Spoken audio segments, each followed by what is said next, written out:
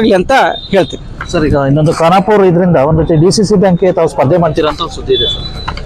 ಇಲ್ಲ, ಇವಾಗ ಖಾನಾಪುರ ಪ್ರಸ್ತುತ ಇಲ್ಲಿ ಬದಲಾವಣೆ ಆಗಬೇಕಂತ ಜನರ ಬಯಕೆ ಇದೆ.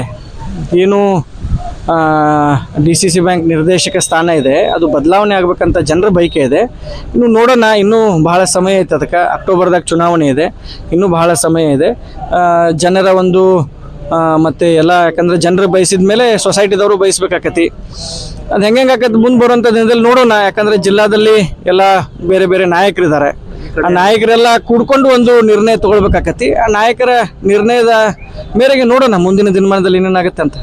ಇನ್ನೊಂದು ಇದಿದೆ, ವಿಶೇಷವಾಗಿ ತಾವು ಈ ಕ್ಷೇತ್ರದ ಒಂದು ರೀತಿ ಮಣ್ಣಿನ ಮಗ, ನಿಮ್ಮ ಕುಟುಂಬ ಈ ಒಂದು ಕ್ಷೇತ್ರವನ್ನ ಮುಂಬರ್ತಕ್ಕಂಥ ದಿನಗಳಲ್ಲಿ ರಾಜಕೀಯವಾಗಿ ಕ್ಷೇತ್ರ ಆಯ್ಕೆ ಮಾಡ್ಕೋಬೇಕು ಅಂತ ನಿಮ್ಮ ಅಭಿಮಾನ ಒತ್ತಾಯ ಇದೆ ಸರ್. ಇಲ್ಲ ನೋಡಿ, ಇವಾಗ ನಾವು MLC ಇದೀವಿ.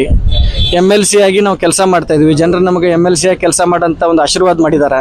ಈ ಸಂದರ್ಭದಲ್ಲಿ ಇಲ್ಲಿ ಶಾಸಕರದಾರ, ಅವ್ರು ಶಾಸಕರಾಗಿ ಅವ್ರು ಕೆಲಸ ಮಾಡಕತ್ತಾರ. ಏನೇ ಇದ್ರೂ ನಮ್ಮದು ಸಮಾಜ ಪರವಾದಂಥ ಕೆಲಸ, ಸಮಾಜ ಸೇವೆಯನ್ನು ಮಾಡಬೇಕು. ಅದಕ್ಕೆ ನಾವು ಯಾವತ್ತೂ ಬೆಂಬಲ ಕೊಡ್ತೀವಿ. ಮುಂದೆ ಕಾದು ನೋಡೋಣ ಹೆಂಗೆ ಜನರ ಬಯಕೆ ಪ್ರಕಾರ, ತಾಲೂಕಿನ ಜನರ ಬಯಕೆ ಪ್ರಕಾರ ಯಾವ್ಯಾವ ರೀತಿ ಟರ್ನ್ ತೊಗೊಳ್ತಾವೆ ನೋಡೋಣ.